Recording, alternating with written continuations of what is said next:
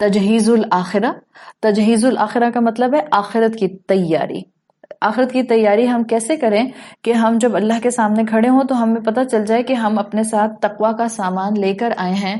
اب ہمیں وہاں کھڑے ہو کر تقوی نہیں کرنا اللہ کا، ہم نے پیچھے کرنا تھا ان آر لائفز، وہ ہم کر کے آئے ہیں، اور ہم اس سامان کے ساتھ اپنے رب سے ملاقات کریں. اور رسول اللہ صلی اللہ علیہ وسلم کی اس حدیث میں صرف 3 ایڈوائسز ہیں، جسٹ 3 ایڈوائسز، 3 نصیحتیں، جس میں آپ صلی اللہ علیہ وسلم نے ایک بلیور کی پوری زندگی کو بہت خوبصورتی سے ایک بریکٹ کے اندر رکھ کے ڈیفائن کر دیا ہے کہ یہ 1 2 3 کام کر لو، اس کے مطابق زندگی گزار لو. On the day of judgement you will face اللہ with a handful of تقوی انشاءاللہ، and you will be able to receive his رحمہ انشاءاللہ. اینڈ دیٹ ڈے، جس دن پھر آپ کو قیامت کا دن بھی بٹوین یور 2 نمازوں کا فاصلہ ہی صرف لگے گا. تو حدیث جو آپ صلی اللہ علیہ وسلم کی آتی ہے یہ ابو ایوب انصاری سے روایت کی گئی ہے، اور اس کے اندر یوں شروع ہوتی ہے کہ ایک مرتبہ ایک شخص آپ صلی اللہ علیہ وسلم کے پاس آیا اور آپ صلی اللہ علیہ وسلم سے کہا کہ مجھے کوئی نصیحت کیجیے. آپ صلی اللہ علیہ وسلم نے 3 جملے بولے. نمبر 1 آپ نے فرمایا اذا قمت فی صلاتک، جب تم اپنی نماز میں کھڑے ہو جاؤ، فصلی صلاۃ مودع، ایسے پڑھو جیسے یہ تمہاری آخری نماز ہے. Pray as if it's your last prayer. جب تم نماز میں کھڑے ہو فصلی صلاۃ مودع، ایسے پڑھو جیسے یہ تمہاری آخری نماز ہے. نصیحت نمبر 1. نصیحت نمبر 2 ولا تکلم بکلام تعتذر منہ غدا، دیکھو ایسی بات زبان سے آج کوئی بھی نہیں نکالنا جس پر کل یعنی tomorrow you will feel regret. آج ایسی کوئی بات نہیں کہنا جس پہ کل تم کو اپولوجائز کرنا پڑے. And the third thing he said وَأَجْمِ إِلْيَاسَ مِمَّا فِي أَيْدِ النَّاسِ، جو لوگوں کے پاس ہے نا اس کی طرف سے اپنے آپ کو ٹوٹل ڈیٹیچ مایوس کر لو. Lose hope in what other people possess. یہ 3 نصیحتیں آپ صلی اللہ علیہ وسلم نے ان صحابی کو کی اور ایک پرومیننٹ ایسن دے دیا. پرومیننٹ ایسنس کیا؟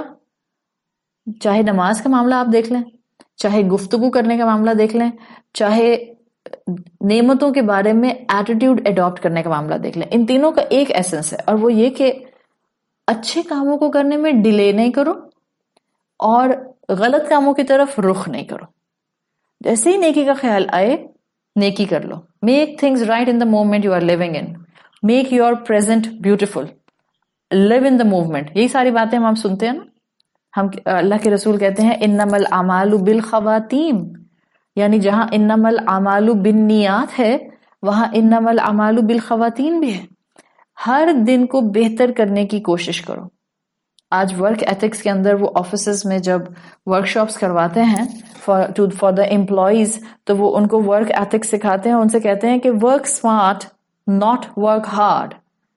It's such a beautiful, profound thing you can find embedded in Quran and Sunnah. Work smart, not work hard. کیا مطلب ہے؟ مطلب خود کو ایگزاسٹ نہیں کرنا ہے. ایگزاسٹ کرنے میں کامیابی نہیں ہوتی ہے کہ اب نوافل پڑھنے شروع کیے تو اب میں شب قدر میں 200 نوافل پڑھوں گی، 100 نوافل پڑھوں گی، 50 نوافل پڑھوں گی. ارے بہن آپ 10 پڑھ لیں لیکن پورے انشراح کے ساتھ پڑھیے. ایسے پڑھیں کہ آپ کو محسوس ہو کہ آپ اپنے رب کے سامنے اظہار الفقر میں کھڑی ہیں، فقیری کی حالت میں کھڑی ہیں. ایسے کھڑے ہوں اللہ کے سامنے کہ ایک ایک لفظ جو میں بولوں وہ میں اپنے دل کے اندر اترتا ہوا محسوس کروں. سمجھانا کیا چاہ رہی ہوں کہ اس حدیث کا ایسنس یہ ہے کہ آپ صلی اللہ علیہ وسلم نے کہہ دیا prioritize your things in life. Exhaust نہیں کرنا خود کو بلکہ اسمارٹلی کام کرنا ہے. اور جب آپ پرائرٹائز کر لیتے ہیں تو آپ خود ہی اسمارٹلی کام کرنے لگ جاتے ہیں. اور کانسیپٹ کیا ہونا چاہیے ہم میں سے ہر انسان کا؟ میرا آج کا دن بہترین گزرے. اس اپروچ کے ساتھ گزرے کہ جیسے آج میرا اس دنیا کی زندگی میں آخری دن ہے. بیکاز وہ دن جس دن میری آنکھ کھلے گی پھر کیف تتقون ان کفرتم یوما، پھر اس وقت تو کوئی چانس نہیں ملنے والا. اس دن تو پھر کیا ہوگا؟ سمپلی مجھے صرف حساب کتاب دینا ہوگا. تو آج ایسے گزاریں کہ یہ آپ کی زندگی کا آخری دن ہے. اور سوچیں اگر یہ آخری دن ہو تو آپ اور میں کیا کرنا چاہیں گے؟ اس لیے کنفرمیشن تو نہیں ہے کہ کل مجھے اور آپ کو چانس ملے گا کہ نہیں ملے گا. یہ اسٹریٹجی کہ کل چانس ملے یا نہ ملے, let's make my today beautiful and productive and efficient. This is the concept of working smart. Work ethics میں آج جو سکھایا جاتا ہے وہ یہی ہے, یہی ورکنگ اسمارٹ اسٹریٹجی ہے. تو پہلی نصیحت جو آپ نے کی, now I am elaborating one by one تینوں نصیحتیں. ہر نماز میں کم سے کم, میں منیمم کہہ رہی ہوں, بہت پریکٹیکل ہوتا ہے, میں آپ کو بتا رہی ہوں. اب پوری نماز میں تو آپ شاید یہ کانسیپٹ ہر وقت نہیں یاد رکھ سکتے, اور نہ پریکٹیکل گراؤنڈ ظاہر ہے ہم سبھی جانتے ہیں کہ ذہن بھٹک جاتا ہے, لیکن ہر نماز میں ایک دفعہ اس احساس کے ساتھ ضرور اللہ اکبر کہیے کہ کیا پتہ یہ میری آخری نماز ہو. صرف ایک احساس بھی اگر ہمیں ہو گیا اور ہم نے اس میں دل سے صرف اللہ اکبر کہہ دیا, تو اللہ کی ذات اور اس کی شان رحیمی سے امید ہے کہ وہ ہمیں بخش دے گا, اپنی رحمت سے بخش دے گا اور ہمارے گناہوں کو معاف کر دے گا. تو اللہ رب العزت نے ہمیں ہر دن میں 5 مرتبہ موقع دیا ہے اپنی محبت کی بیسس پہ کہ اپنے رب کے قریب آؤ اور اس کے ساتھ تعلق کو مضبوط کرو اور خشوع کے ساتھ نماز پڑھ جاؤ. سو دوسری نصیحت, وَلَا تَكَلِّمْ بِكَلَامٍ تَعْتَذِرُ مِنْهُ غَدًا. دیکھو ایسی بات لوگوں سے مت کہنا جس پہ تمہیں کل اپولوجائز کرنا پڑے. یہ وہ نصیحت ہے جو حقوق العباد سے اسٹرانگلی کنیکٹڈ ہے.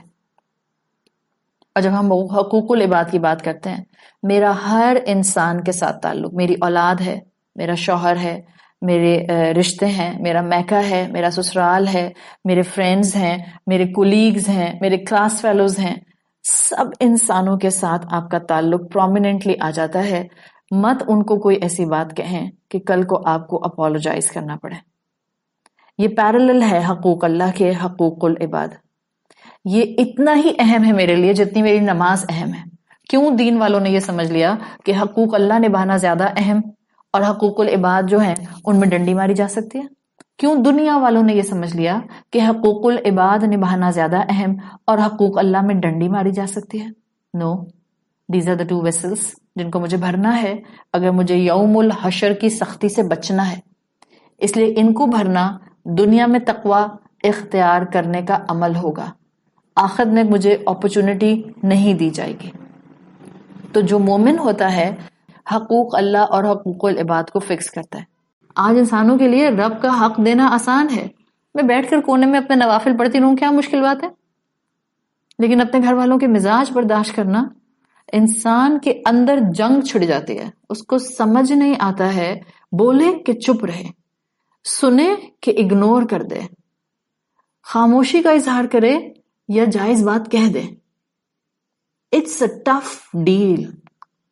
کہاں ناراض ہوں, کہاں خاموش رہوں, کہاں ڈانٹوں, کہاں کس کے طنز کو اگنور کر دوں, کہاں میں کس وقت اپنے آپ کے اندر وہ اسٹرینتھ جمع کروں کہ میں ان کی زیادتیوں کے باوجود ان کے لیے دعائے خیر کرتی رہوں.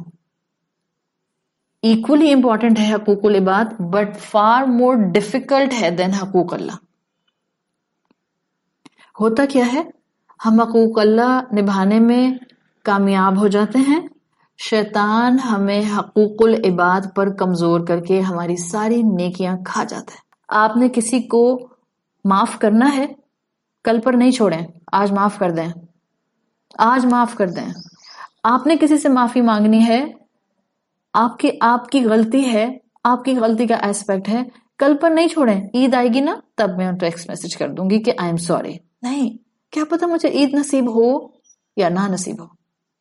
تو کسی کو معاف کرنا ہے تو آج ہی معاف کر دیں.